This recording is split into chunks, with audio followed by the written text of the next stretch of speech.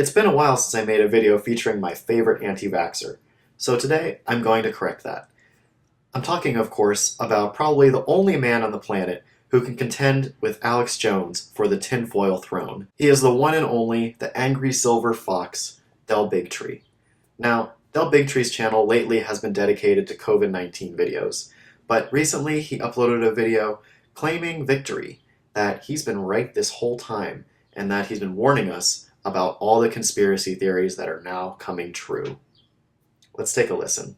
You would have also said Dell, the conspiracy theorist, has been standing on stages saying they're going to try and create a forced vaccination policy for every adult in the world. This has never been about children. It's about vaccinating every adult. Oh, right. It's never about the children, and that's why vaccines are usually not given to children, right? Wait.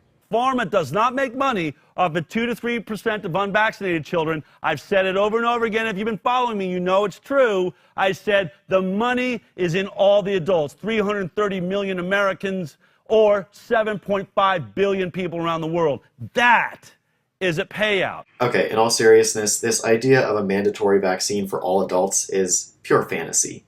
At best, a COVID-19 vaccine might be added to the list of vaccines that your kid is required to get in order to attend public schools.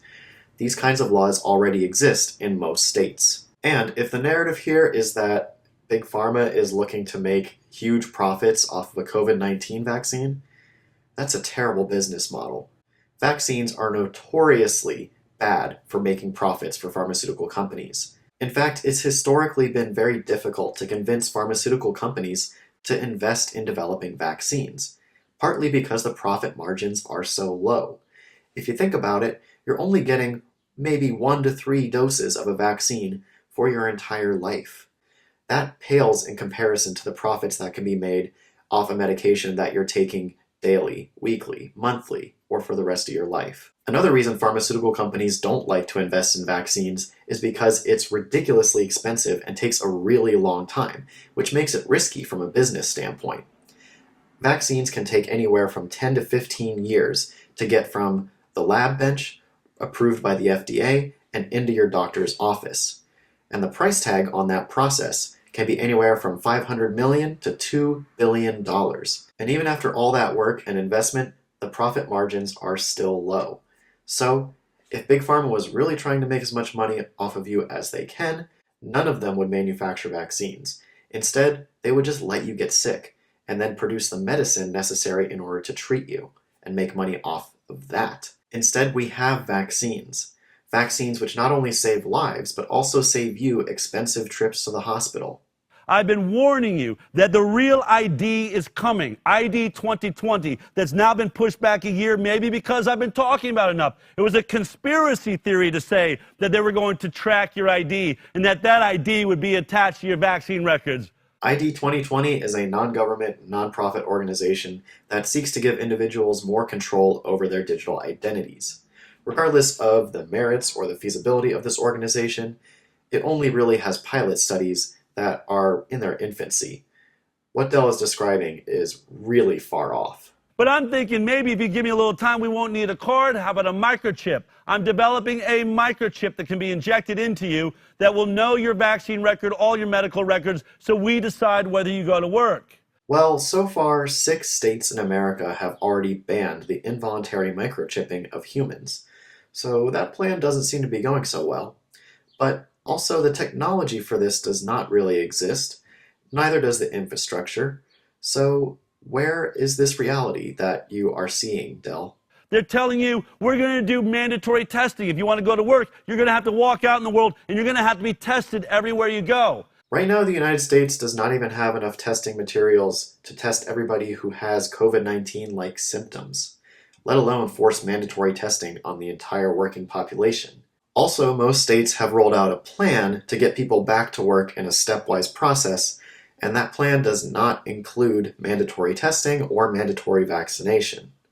So, where is this world that you're seeing, Dell? Maybe it's not a microchip. Maybe it's some sort of armband or a badge or a symbol like I held up in Austin, Texas. I said, are there going to be symbols in our future? Oh, you mean this symbol? The Yellow Star of David, which Jewish people were forced to wear in Nazi Germany, and which you proudly wore and held up at anti-vaccine rallies in order to compare giving vaccines to children to the persecution and death of millions of people. Shame on you, Del. Shame on you. The conspiracy theorist Del Bigtree says they're going to track us. They're going to, try and give us microchips. They're going to try and force vaccinate everybody. What a lunatic he is.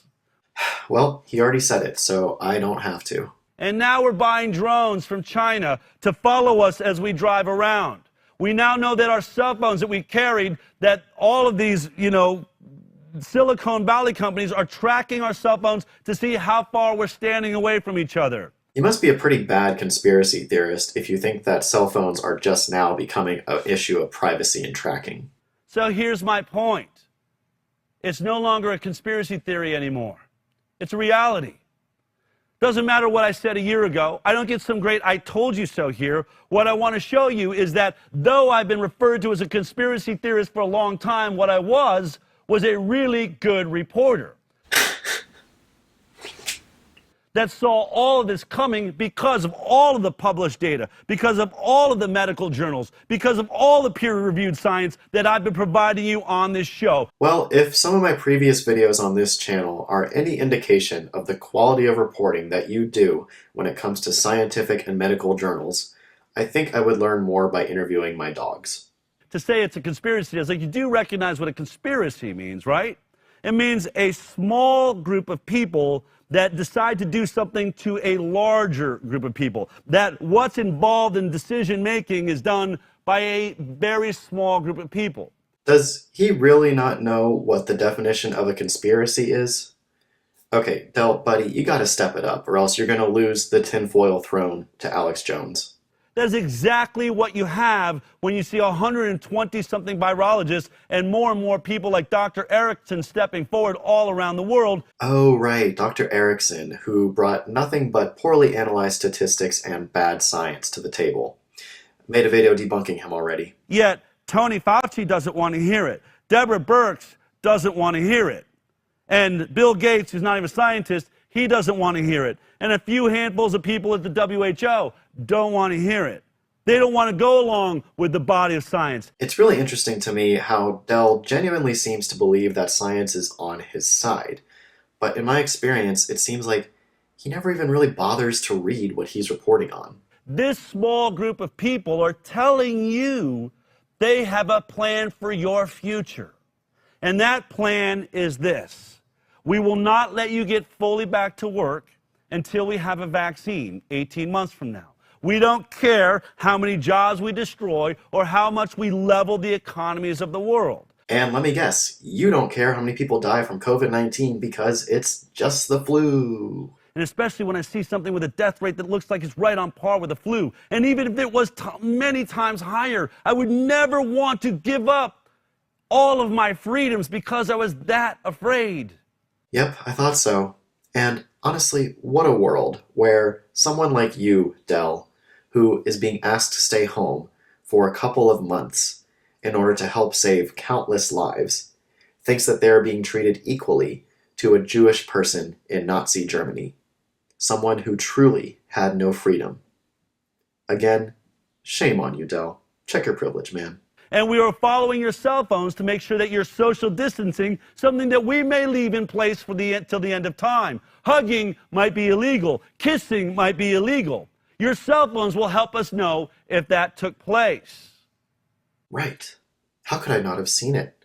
The evil government plot to stop people from kissing forever, that's it. And all they had to do was release a virus out of China and then combine it with 5G and then implement mandatory vaccines so we can all go back to work, but then stop kissing. I don't know. Afraid of science being put out by biased people, a conspiracy group with a terrible dream for your future. You know, Del, I hear that you have a plan for our future too. Let's hear what that plan looks like.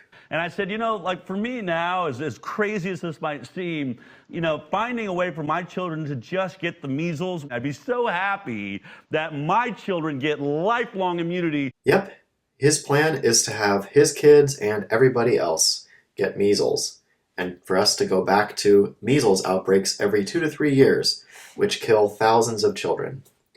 I'll stick with disease prevention, thanks. There is absolutely no way we lose unless we forfeit this game. And that is not going to happen. Well, that's really unfortunate to hear, Del, and I'm sorry to say, but science is absolutely not on your side. COVID-19 is not just the flu. Social distancing, while really difficult, works. Vaccines work. Science, in the end, always wins. You do not report on science. And don't get me wrong, I understand the concerns about authoritarian powers taking advantage of a crisis like this. But what you're describing is pure fantasy. I think we'll leave Del there for now. We'll inevitably come back to his channel in the future. But until then, we can all await the coming ban on hugging and kissing. That's going to do it for this week's Debunk the Funk. I'm Dr. Wilson, and join me next week where I'll be taking a look at Dr. Buttar's channel. See you then.